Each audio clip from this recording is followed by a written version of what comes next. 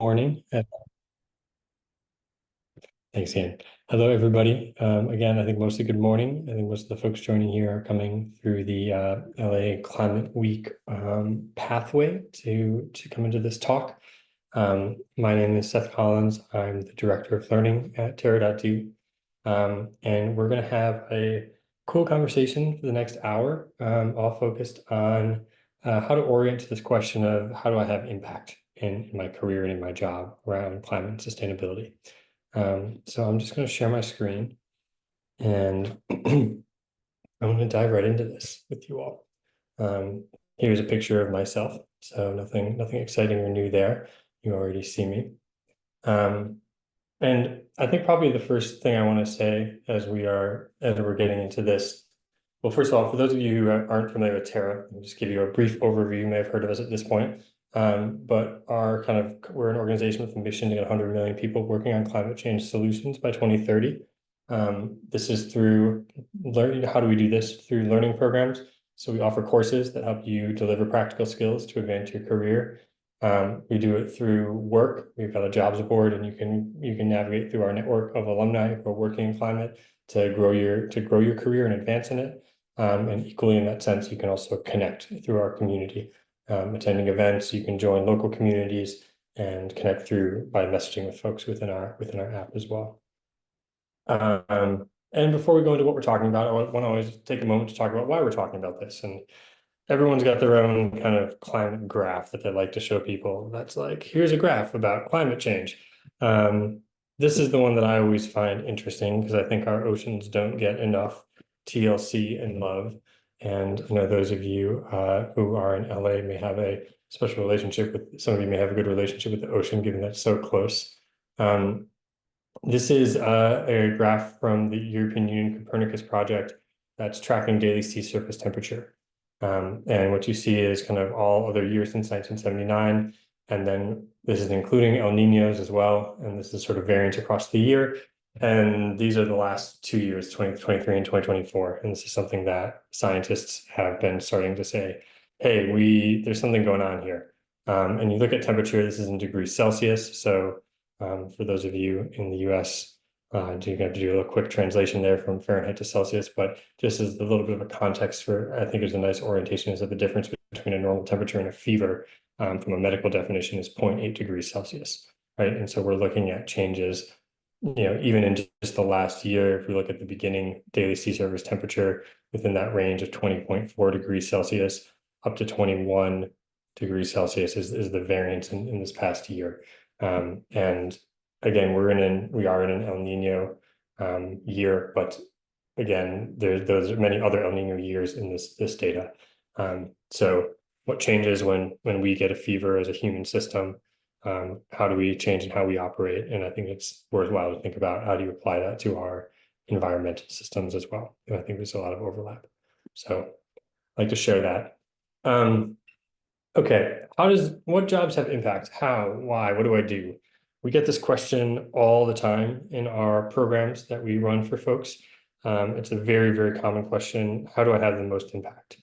And I just grabbed a group of companies that are hiring right now on our jobs board to say, there's such a just to show, there's such a diversity in types of climate jobs. And we often fellows want to know, people who come to our programs to learn with us, who we call fellows, are often asking us, well, how do I compare these? How do I decide which one to focus on? Where should I go? How do I have the most impact? It's something we hear over and over and over again. And so this presentation is our attempt to answer that for them and for all of you as well. And so I hope that it's going to be helpful and enlightening for you as you are thinking about working in climate, working on sustainability issues, and thinking through how do I actually approach those things. This is all sort of this presentation is built on the back of a resource called the Climate Organization Impact Guide, which is a piece that we wrote, and I'll share in the chat near the end of the presentation. That you can also just search for this and you'll find it online, which is our sort of more thorough version of how to navigate and think through this process. of how in our tiered system. But I'm going to give you the sort of overview of what we're saying in that report. But it's there if you to go deeper. I might add a few things as well.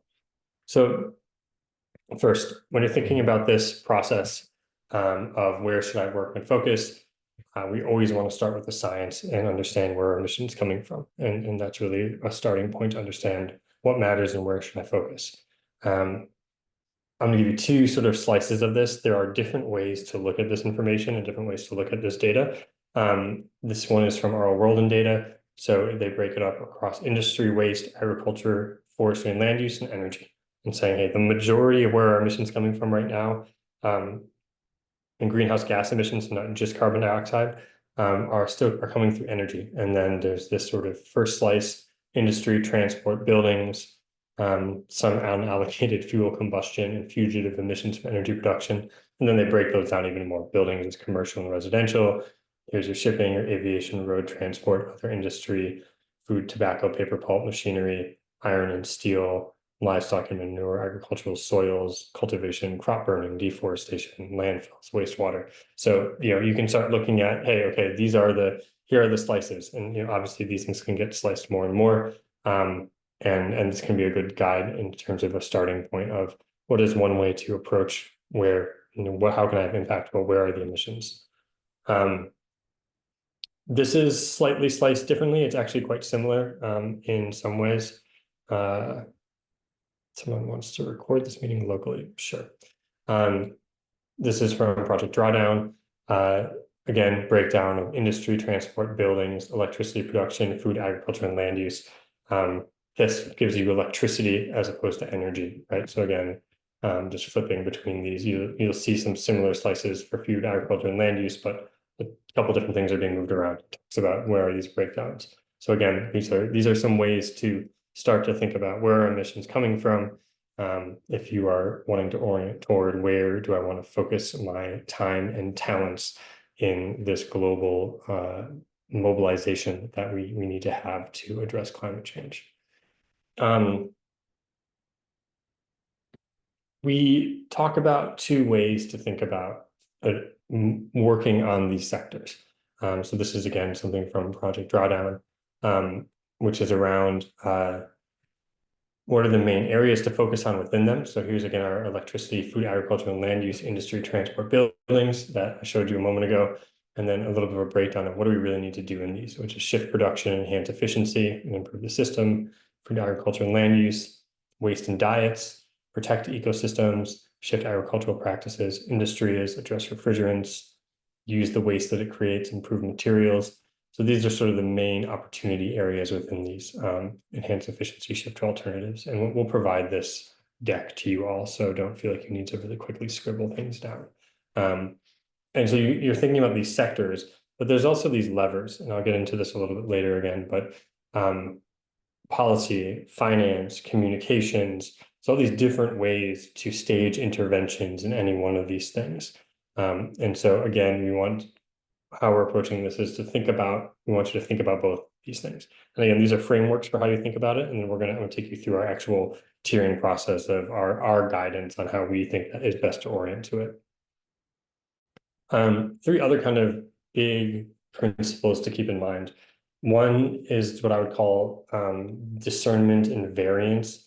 And what I mean by that is that there's no sort of role that you're going to go in where it's going to be incredibly clear that like this is having impact. There are a few, but everyone is so dependent on, well, how effective is this company at selling this product? Even if you're working at a renewable energy company per se that's installing solar panels, are we doing it well? Has this company got a sustainable business model? These type of things are things you need to think about.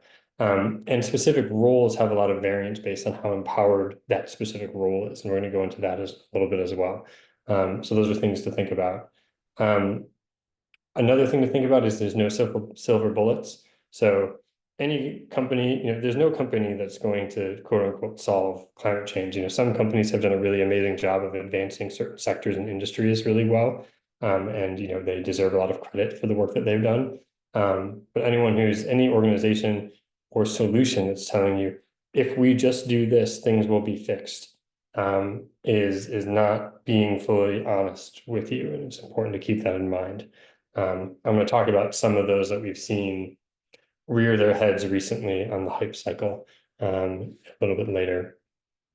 And then the last thing I'll say is that the other thing to keep in mind is justice. I don't think any solution sector out there doesn't have huge problems around, or huge, I shouldn't say problems, huge challenges around human rights and equity and access to solutions. And it's really important to keep that in mind. Any of these roles that you might go into, there's a lot of work to be done, even in the sort of best solutions to figure out how do we make these solutions more accessible? How do we ensure that the communities that are most impacted by climate change or most being impacted by our sort of this sort of additional negative effects of our current system are being addressed and taken care of. And that has a scan all the way to, workers' rights and things like that too. This is from the California Center for Climate Justice about their sort of 6 pillars of climate justice, which is around social, racial, and environmental justice, natural climate solutions. Sorry, this is at a weird angle to read. Community resilience and adaptation, just transition, indigenous climate action, and climate education, and engagement are some main pillars. And that's almost another way to have another cross sector in any of these solution areas to say, how do we focus on these elements of it? So some things to keep in mind as we talk through this. Okay, so how do we tier these? We call tier 1 solutions necessary and immediate emission reductions. So these are roles that organizations, and again, remember, we're very focused on specific roles here. So roles at organizations that are exclusively and directly focused on the delivery of demonstrable high impact and essential solutions that deliver immediate scalable emissions reductions. It's a mouthful, I'll break it down a little bit. So we're looking at organizations exclusively and directly focused on the delivery of solutions. So what we mean by that is these are organizations whose core focus is climate and sustainability. It's not to say that there's other ways you can have a lot of impact, and we'll get to that earlier. But when we're trying to give people clarity around, people are asking us for clarity as to how do I know that I can have impact? Working on solutions at organizations where the organization succeeds or fails based on advancing climate solutions is going to be the best way to make sure that the work that you're doing is most likely going to have impact and be really focused in that way. So there are roles in organizations that aren't focused on that, but I'll get into why we tier those differently. So exclusively and directly focused, that is the mission of this company. That's the goal of this company, is to provide products and services that are focused on climate mitigation or adaptation. Now, even more of a subset, demonstrable high impact and essential solutions. So these are solutions that the science says, we kind of looked at those graphs before, are going to be really highly impactful and are going to be necessary for us in the near term are going to be necessary for us to reduce our greenhouse gas emissions. And lastly, immediate scalable emissions reductions. What do I mean by that? These are things that we have the technology for right now. You often hear people say this, but we have a lot of solutions right now, and it's true that we have most of the solutions that we need. There's more work that needs to be done, of course, to continue to make these solutions more affordable and more efficient, all sorts of things. But there is research coming out again and again saying we have all the materials and solutions we need to decarbonize our economy. It's more just about the will, the policy change, the change in financing, the sort of the evolution of more and more sort of solutions that help these solutions work. So what do I mean by that? So again, we know the main sources of renewable energy that we need. We know what we need to do around agriculture and food waste and land use. We know we need to really draw down our other carbon, apologies, other greenhouse gases besides carbon dioxide, such as methane, and the work we need to do we can do really quick work to have a lot of impact dealing with methane leaks. And then there's sort of 3 sort of layers to this besides that, which are, then we've got policy advocacy. We need to continue to see a lot of policy change that allows for these solutions to scale. We need to see additional work to prioritize finance and kind of move capital flows towards advancing these solutions and supporting them. And then we need a lot of tech still to help integrate these solutions and to help them work better, right? How do we do better balancing on the grid so that we can bring more renewable energy onto it? There's both a sort of software solution that needs to be there, and there's also hardware solutions that can advance those things as well. Right now, I think the most recent research I was reading, just to talk on the energy side, was that at least in the US, it's pretty easy to get to about, and pretty cost effective to get to about 80 to 85% renewable energy penetration in our grid. It then gets really expensive because there's some really complicated systems, things that have to happen if you're fully renewable. And so again, what are the things that we can do to make that easier and accelerate that? So that's sort of our tier one in terms of where to focus. And again, in the report, we give actual examples, a lot of organizations that would fall into this category to help you think through it a little bit more. I know there's some chats in the comment. I'm gonna get through the tiers and then I'll go look at those. A kind of tier two group we call longer term solutions. So these are roles and organizations that are exclusively focused on the delivery of potentially high leverage solutions, addressing hard to decarbonize areas that are necessary to reach net zero emissions, but whose achievable impact is unknown. Okay, so how am I going to frame that? How am I framing that? So again, similar to tier one, these are organizations with a very specific focus. What's different here is that these are potentially high leverage solutions. So these are things that we know that we're going to need and are addressing areas that are hard to decarbonize. But if I go back to the graph that I was showing you at the beginning, the slices of actually some of these areas are quite small. And they're things that are necessary for us to reach net zero, but whose achievable impact is unknown. And what I mean by that is a lot of the research out there right now isn't totally sure how much of an impact on our overall emissions these solutions are going to have. And more than that, what the work we need to do in this space, while essential and necessary, is very in some ways, when you think about it from a carbon perspective, is incredibly dependent on how well we do addressing those tier one solution areas, right? And so the more that we do in those sort of in necessary and immediate solutions areas, the less we're going to need to rely on some of these, and the more time we have to innovate and solve in these sectors. So again, if you're thinking about one on the other, we need people working on these because it takes time for these solutions to be developed and to be scaled out and rolled out. But if there's 10 of you in the room, I would want a far majority of you focusing on those tier one solutions and these tier two ones. And just a couple examples of those things, carbon capture and storage is absolutely one of them, sustainable aviation fuels, kind of green and low carbon cement and steel. And then sort of what else we would put in this category are like all the cool materials things being cooked up in the national labs and things like that, where they are going to help us and they're going to get it, and they're getting into these very kind of specific areas that are complicated and need more innovation to decarbonize. But again, when we look at that big slice of where do our emissions come from, if I added all these up, I think we would be probably around 15 to 20 or 30%. Right. So again, there's work to be done here, but it's not the majority. This third group we call impact with an asterisk.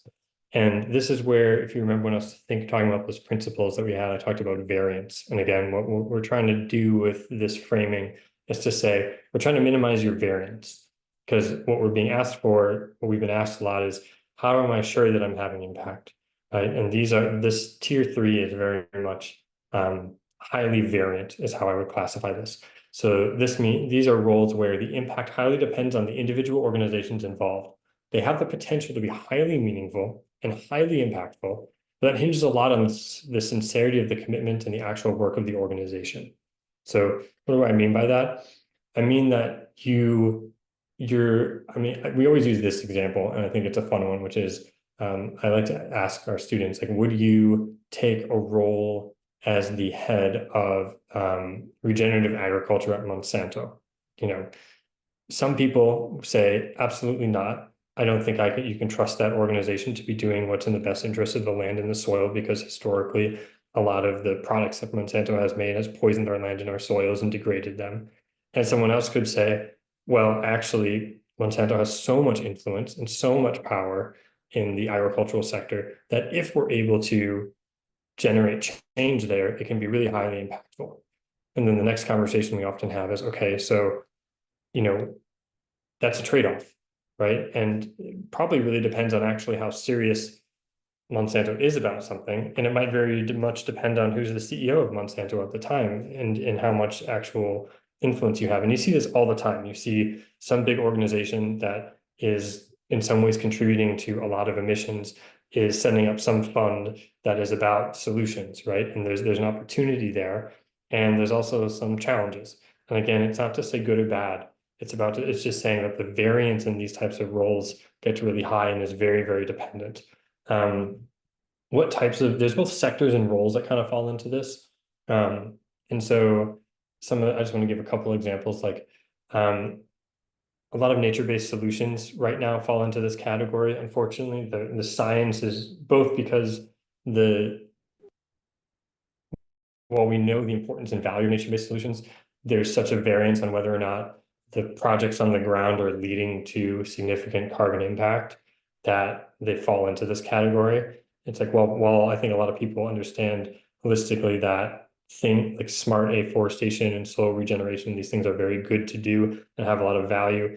There's really, really high variance based on project quality and all kinds of things.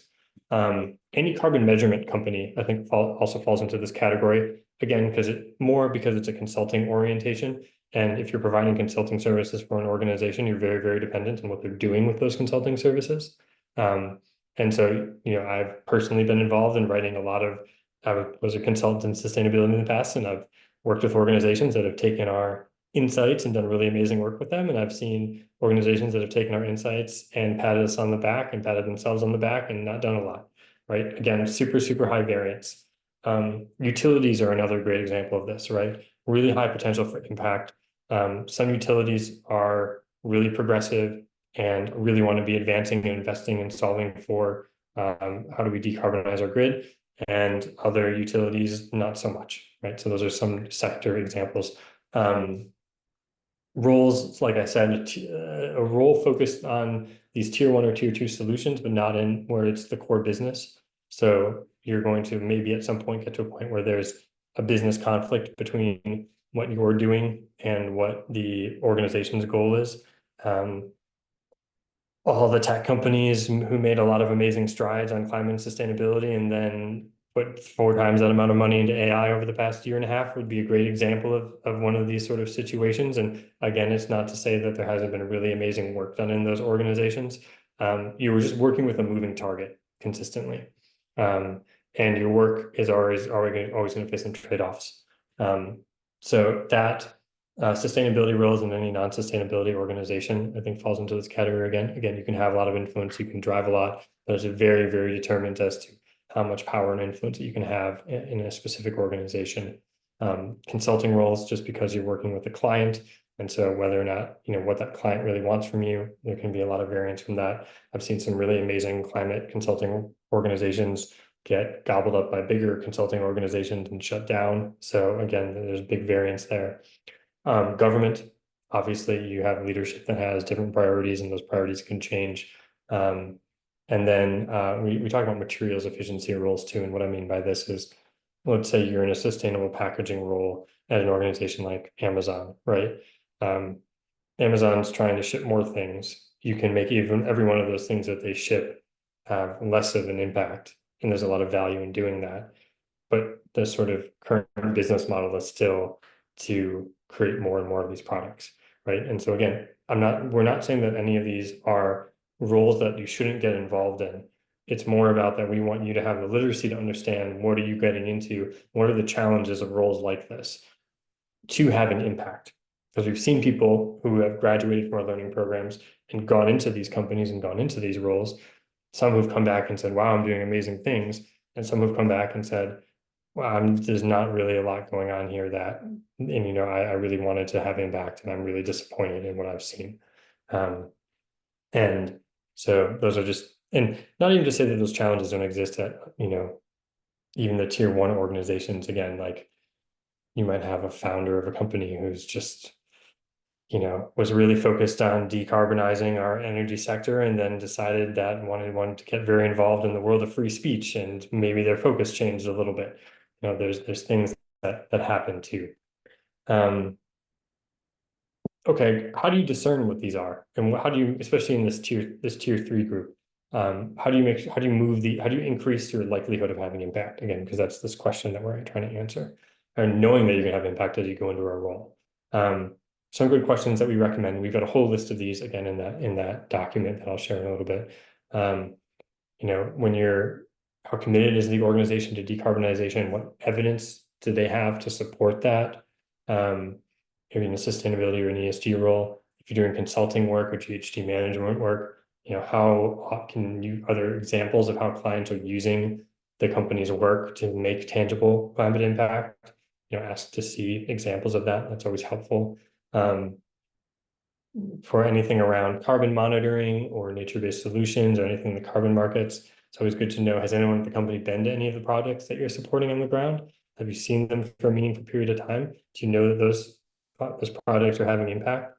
There's a big piece of research that came out this past year that found that I believe it was 88% of carbon credits were not connected to viable emissions reductions or carbon sequestration, right? So it's a big number, and that's not to say there aren't good projects out there, and because there are really good projects out there that empower local communities and all kinds of things. But there's a lot of projects that aren't that good out there too, and a lot of this reporting has forced this sector to evolve a little bit too, which is good.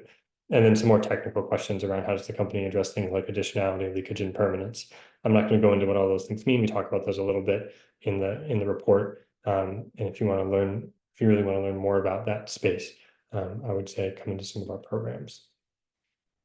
What I will say is that asking those questions can be really valuable. I'm sorry, this isn't a really well formatted slide, but and really what I mean by that is building all this literacy can really help accelerate, if you're looking to get a role and find the right role. I'm just quoting from someone who graduated from our Learning for Action program, which is one of our learning programs, who got a job. And she said, I credit, and it's Terra.do, and this is a little bit of a pat on the back for us, but I'm going to translate this to my literacy, because you don't have to take one of our programs to build climate literacy, though it helps. Just to say, I credit my climate literacy with my ability to keep up in the interviews. I was able to jump right in on a conversation about the challenges of carbon markets, greenwashing, and soil carbon work. Articulating the risks of hitching the company's success to these metrics and listening to the CEO's vision of the actual work to be done helped me establish trust quickly and evaluate whether this is a place with real mitigation and agricultural benefit.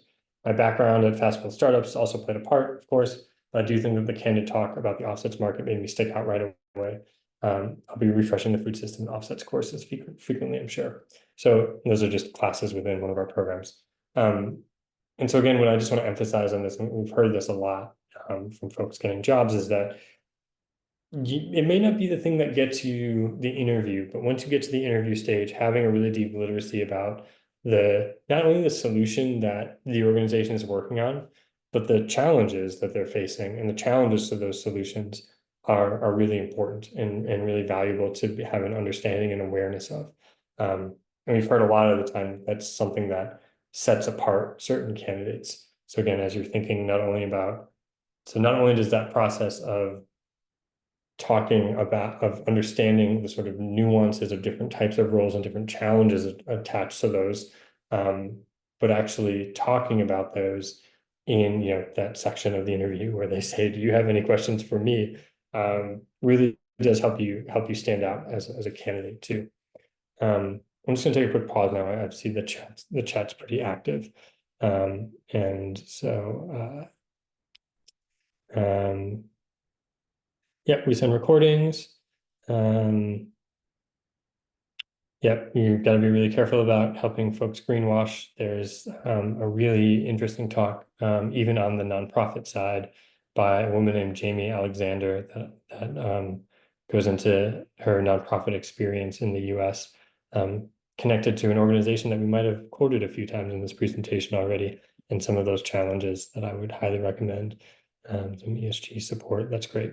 Okay, cool. It's not too many questions. We're gonna keep jamming away. Tier 4, this is where we start to say, be very weary of these solutions. for two reasons. One, as I said, there's no silver bullet for addressing climate change, and also climate change is a physical world problem. It's really important to remember that. And we're all hanging out on mostly laptop screens or some sorts of devices. And ultimately, all this work needs to go back into are things being dug out of the ground and transformed at very high heats into other things or not? Are things being are things being burned? Are things being yeah? So those are just things to think about. And some of the areas that we say be very weary of. Carbon credits market, carbon markets in general. Terra actually runs a carbon markets course that helps people really navigate this stuff more explicitly, because there's a lot of money in that space, and there are more mandatory carbon markets that are coming out, just due to the research that's been done so far. And when you look at the funding gaps in both biodiversity and in where public money is going right now, it's clear that you're going to need a lot of private finance to do this. And carbon markets are one of the areas of solutions. And a lot of people who believe in sort of the current economic model, which is the one that we're working with to solve this challenge, believe in leaning on the power of markets to sort things out. They're just really messy right now. And all the standards are working to get better. But the evidence on the ground right now doesn't say, we say be very weary of this. And folks who've gone into the space who have graduated from our programs feel similarly. So that's one. Bioenergy in general, outside of some really small scale stuff, falls into this category. Any of the sort of Web 3.0 blockchain protocols, even the carbon credits folks don't totally love these anymore. So I think that hype curve has sort of settled down from maybe where it was a year ago when we started to write this stuff out. General ESG, again, ESG does, and sorry, let me rephrase it. ESG investing is what we're talking about here. So ESG roles in companies we have in that tier 3. In tier 4, we really talk about ESG investing. Again, most of the research in the ESG investing space suggests that it's basically repackaging very similar things with a higher cost to the person who's paying for it. Ultimately, there are marginal things here, and there is some valuable things, but overall, and there's been some really interesting stuff coming from like the former head of ESG at BlackRock, one of the bigger investing funds, and people were really excited because BlackRock was making this huge pivot to sustainability. And then I think his name is Tariq Fancy. He sort of came out of that role and said, there's nothing actually really happening on the ground. We're just charging higher fees for basically the same things. So just again, in the financial ESG space, be wary of it.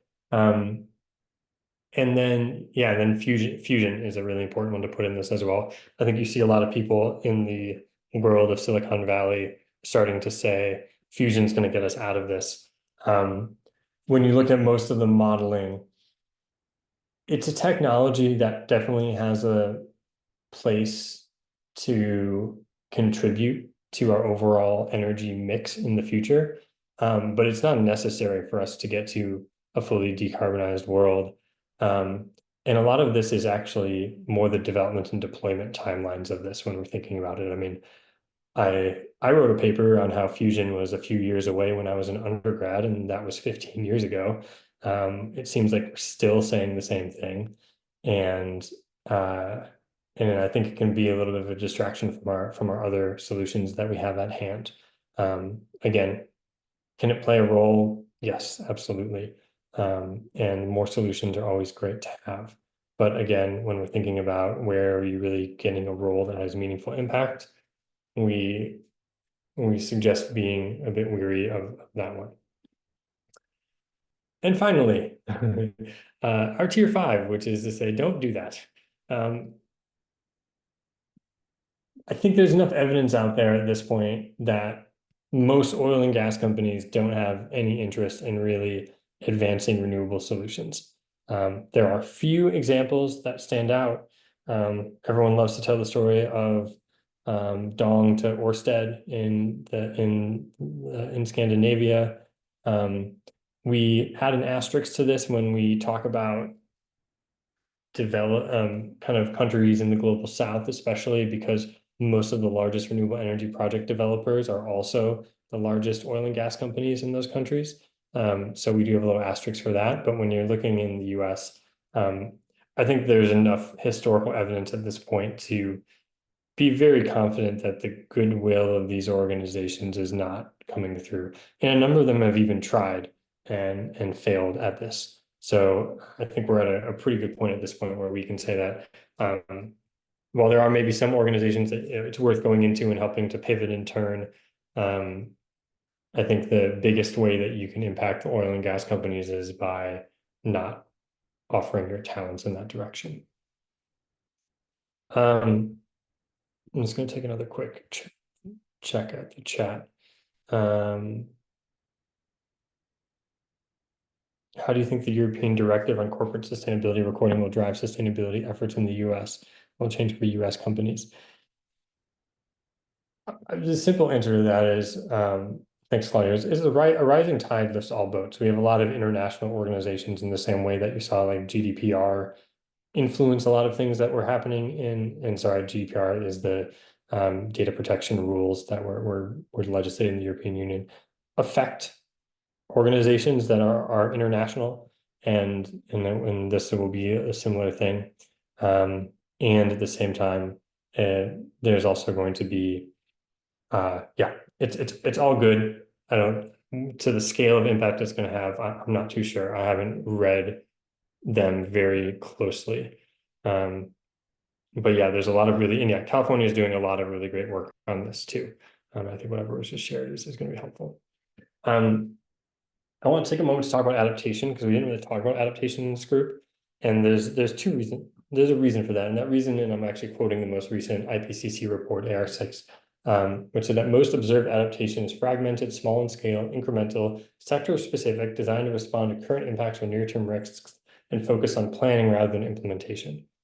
What I mean by that is that, and just to translate that a little bit, adaptation jobs are few and far between. There are a good number of startups working on them. Most of the useful adaptation work that's being done, you are basically in engineering firms, like your large global engineering firms, in your city planning departments, and in your sort of disaster risk reduction and sort of global and other sort of infrastructure investing areas. There are some main areas around flood protection and disaster management and things like that, infrastructure upgrades. There are some overlaps where adaptation and mitigation do overlap. This is just one graphic that gives some examples of it around small scale afforestation in urban areas. We can design our new energy systems to be more adaptive to climate change, and that's important.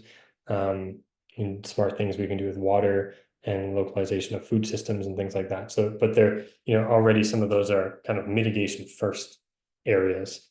And then that's not to say that work on adaptation isn't incredibly important. And there's a lot of work on adaptation happening already right now. It's just not structured in the same way. And we do see a lot of people go into doing adaptation work because, again, climate change is impacting a lot of people. And a lot of these jobs, even in mitigation, are going to kind of have adaptation elements to them. As you're planning, how does a grid function well? How does a grid function with more, a decarbonized grid function with more wildfires and more highly variable weather events and things like that. So it's sort of having to be built into these systems in some ways too. This is a graph from Project Drawdown that talks about kind of our general pathway we need to go on. Here's us, where this dot looks like it's at 2020. Our red dot has kind of moved along this black blue line here a little bit. But they sort of frame this around what are the kind of groups of work that we need to do to get to net zero emissions in 2050. And so when I'm talking about these tiers, I just want to place them in a visual for you to look at and think about. So those tier one, necessary, immediate things that we can do fast, this is really bending the curve, right? This is really getting us, buying us this huge polygon of time and getting us on this pathway to emissions reductions, and getting us on track. And that's really why that's so valuable. Tier two jobs, these are those long-term ones, and carbon removal as well. Those really play in this bottom little wedge here. This is where we want a lot of time, and it takes some time to do these hard to decarbonize sectors.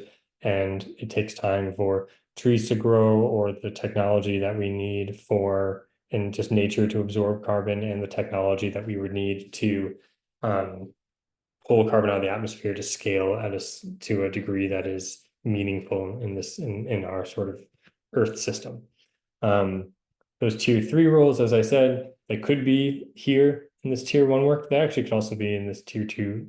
They could be all over this blue space, and they could also be way out there. Right? And again, that's where that variance shows up. And then tier 4 and 5 are kind of up here, not really connected to the work that we really need to do.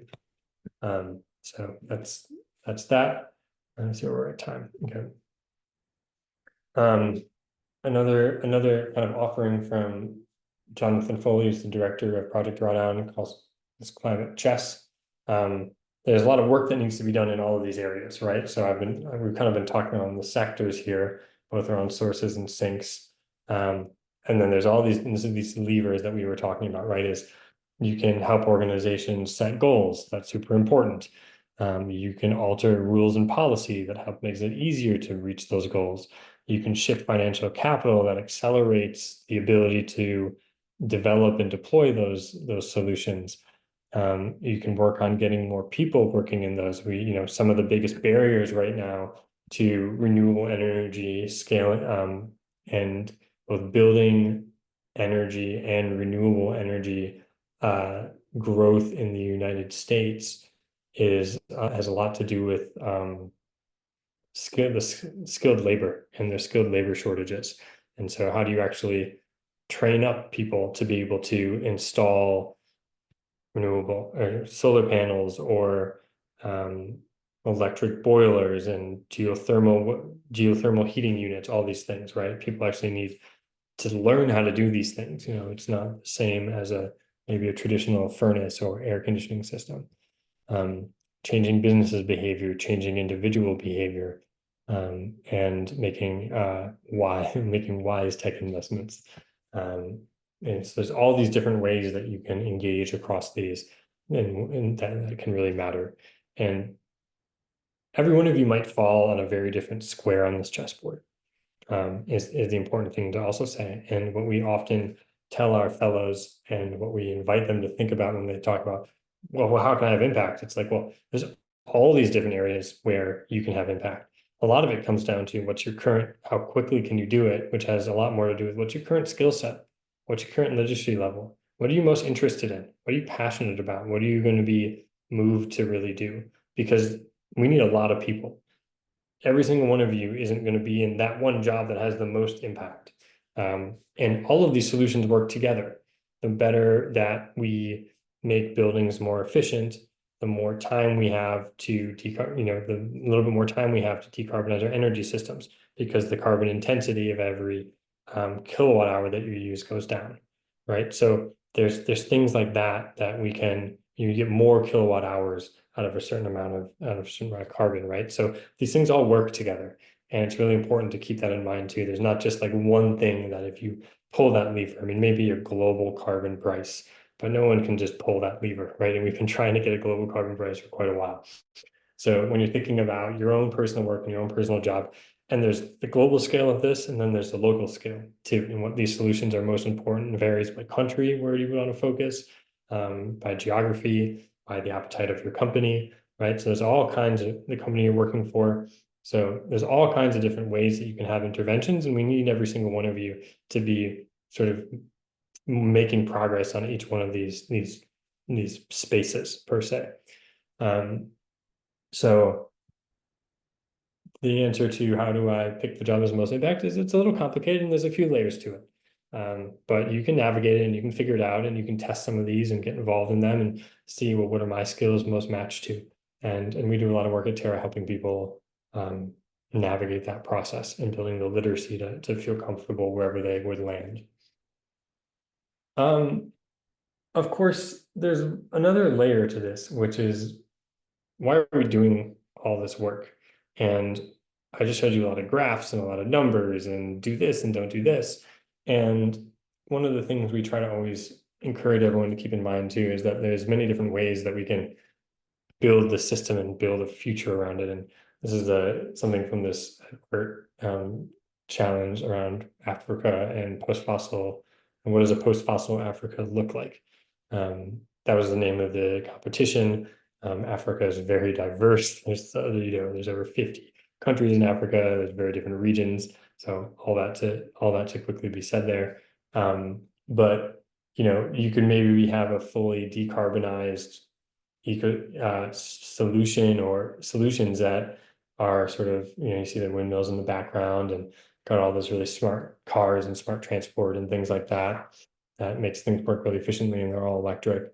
Or there's a different way you can design it, right? Where maybe there's, we see a lot of green roofs here and we see public transport in a different way.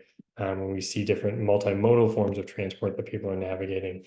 And so there's also so much to be said just about like what's the future that we're designing and that we're building toward as well, and how do we keep that in mind when you're doing the work as well? Because I would imagine that a good number of you would probably prefer to live in the second model more than the first one. And that's probably some of the reason why you're called to doing this work in the first place, is that we all want to live on a planet that feels abundant and where we are connected with each other and connected with nature, and supportive of each other and playful and alive and colorful and all of these things. So I always just like to add that little note. We did some research last year on where did like our graduates of our programs land, just because we were curious to see here's what we're telling people to do. What are they doing? Are we doing a good job of that? And these are just sometimes when I do this, I have with smaller groups, I call on people to guess where some of these different companies that I showed you at the very beginning would land. I'm not gonna do that here, but generally what we found was that over 50% of people ended up in those tier one roles. A small slice, about 6.6% in tier 2 roles, which is actually, if I went back to that slice of where tier 2 is on the graph of the curve, of sort of our drawdown curve, that's actually about the same size. So that was exciting to see. We see about 18 to 20% of people go into those tier 3 roles where they're going in and saying, okay, I know that this is going to be a challenging thing, but I think I can have impact here. And again, the variance is high, but the potential is high too. We see about 10% of our graduates go into get jobs in climate and nature stewardship roles. So this is kind of adaptation and conservation, addressing deforestation as well. And then the last 14%, we kind of call varied. And this mostly means people who are doing freelance roles across numerous sectors. So let's say someone's a fractional chief operating officer who is working with 4 or 5 different startups or something like that. That would be one example of what falls into that sort of varied categories. People who have a highly skilled, maybe there's not a perfect fit right away for them. So they're providing a sort of fractional set of services. And I kind of want to come back to, and the last thing I want to say, and then I'll pause to take some questions in our last 10 minutes, is that there's really a role for everybody here. And we have heard every doubt that someone might have about whether or not there's a place for them somewhere in working on climate solutions. We've heard every reason about why those doubts exist.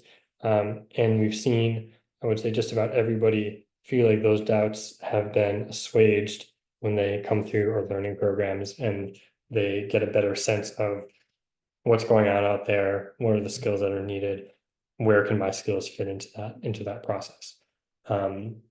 And so I just added 2 quick quotes from some graduates of our programs. So one is from a woman who is now a climate adaptation manager for a mid-sized US city.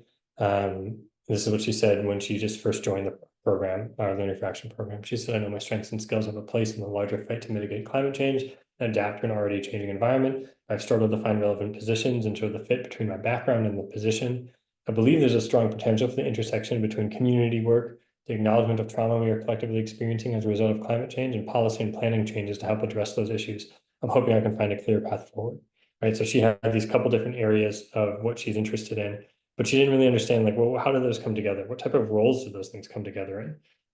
And she helped get a lot of clarity coming through the Learning for Action program to do that, and was able to find a role as a climate adaptation manager where she's working in community, that allows her to also practice that acknowledgement of sort of the collective trauma of climate and supporting kind of frontline communities in that way and being involved in policy and planning changes. This other one, I remember when I started the Terra.do course, I was really discouraged about my work experience and background. I was committed to working on climate, but I honestly didn't think I had that much to offer. I'm planning to build a whole new skill set from scratch. I think I need to start over. And they took this executive assistant role at a farm just as a placeholder to do something for a little bit. Little did I know that climate needs really good administrators. My job and skills are actually a perfect match for what's necessary. And so this person is now working at an organization called Hanover Farms, which is an environmental education organization and kind of a learning farm for people to learn about regenerative agriculture, how to practice it. And she got a role as an operations manager at that organization. So just a couple examples of what are people thinking, and maybe some of these things that these folks have shared are resonate with you. Yeah, come join us. We run cool programs. I have to always give the spiel at the end, and I work at Terra because and I will say this, we've got 4,000 people who've come through our programs at this point. I would say just about every single one of them finds a really great fit for them in the climate space. Maybe not everybody transitions to a full-time job. There's a lot of reasons. We did this big piece of research on this, and there's a lot of reasons why that happens. Some people realize they can have a lot of impact organizing community groups. They want to get more involved locally. There's all kinds of pieces to it. But we do see that the vast majority of people who come through our programs and end up transitioning to working on climate. And a lot of that is just because this sector is just going to grow. And the need, yes, there's labor market cycles and things like that, but the general need for people working in this space, both just from a science necessity, but also especially for those of you in the US, given the capital flows from the Inflation Reduction Act and things like that, where there's just going to be a continued momentum and a growth of investment in this space, in these solution areas. So if you want to learn more, join our next Learning for Action program. We also run shorter skills programs. We got a couple open houses coming up, and look at that. We offer a discount to people who are coming through LA Climate Week. So you can get a 20% discount on the program if you're interested. Okay, with that little spiel stopped. Yeah, I just want to see if any of you have any questions that might be helpful, anything I can answer. So yeah, feel free to either add a question in the chat or just raise your hand as well. Anna, where would you put working in sustainable fashion in terms of impact? So this gets back to what I said at the very beginning about there's a lot of different ways to slice emissions. So fashion touches a lot of different things. It touches materials production, it touches agriculture, it touches supply chains and transport and things like that. So in the research I've seen that talks about the fashion industry, it's just another way of slicing it. They would say the fashion industry accounts for about 10% of global emissions. So huge area, needs a lot of work, touches lots of different things again. So when we look at that graph I showed you, I'm not going to pull it up, but it touches on, well, there's energy sources that go into doing all this work. There's farming practices that go into creating all this material. There's a lot of emissions going into just the entire industrial process of them.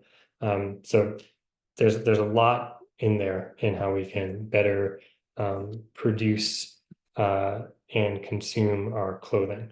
And it also gets back to household stuff, right? Because whenever you do a life cycle analysis of any piece of clothing, it usually shows that, and this is a little bit, I'm always weary when a lot is put on the individual.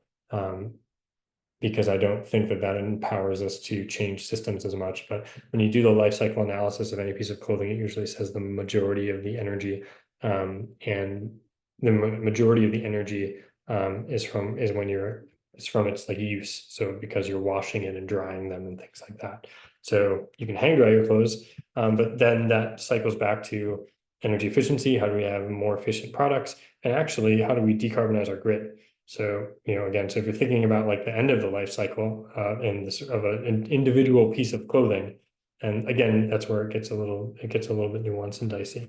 But one of those solutions is actually decarbonize your local grids. Let's see here. Adila, that was great. What are the biggest capacity needs you see in the VCM space? So I'm assuming you mean voluntary carbon market, but besides getting corporate buy-in.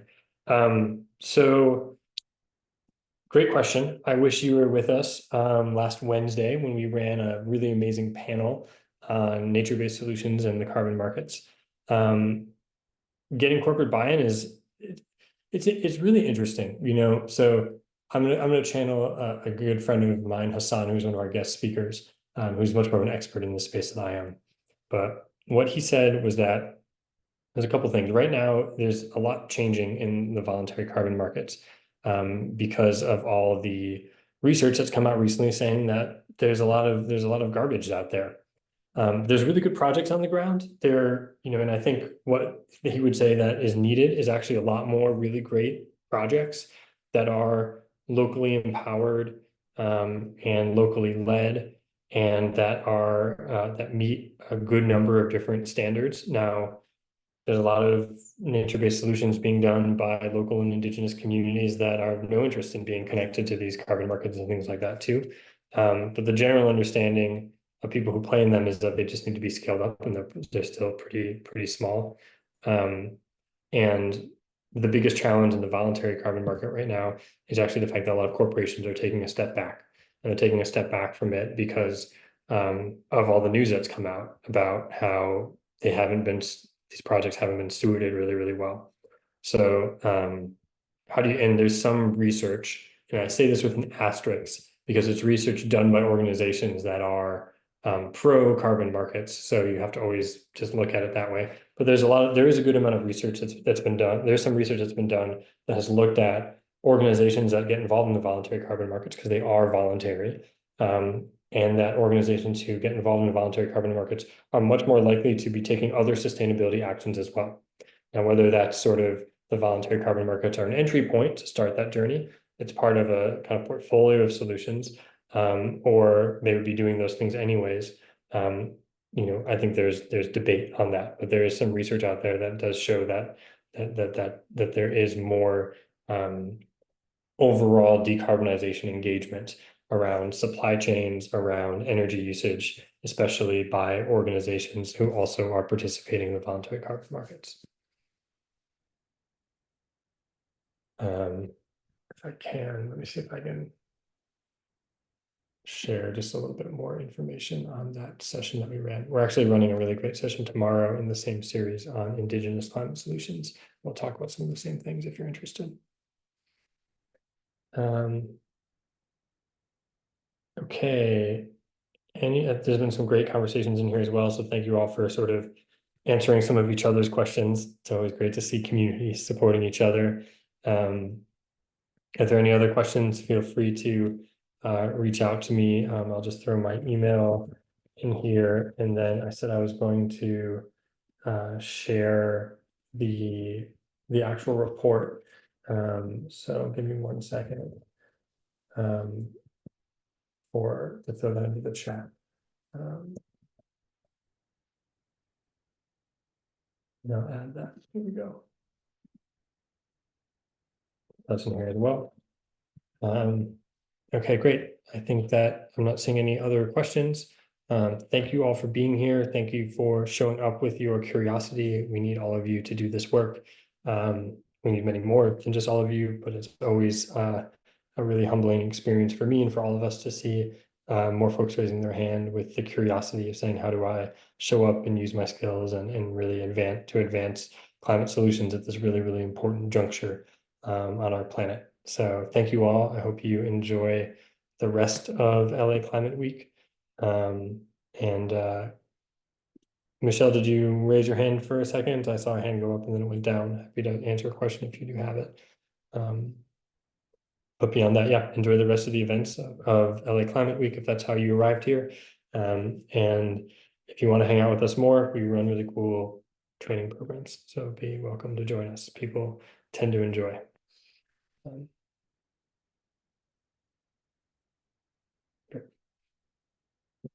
I will be ending this then, and then we'll be sending a recording of the meeting and as well as my slides, so you'll have some access to those as well for your own future uses.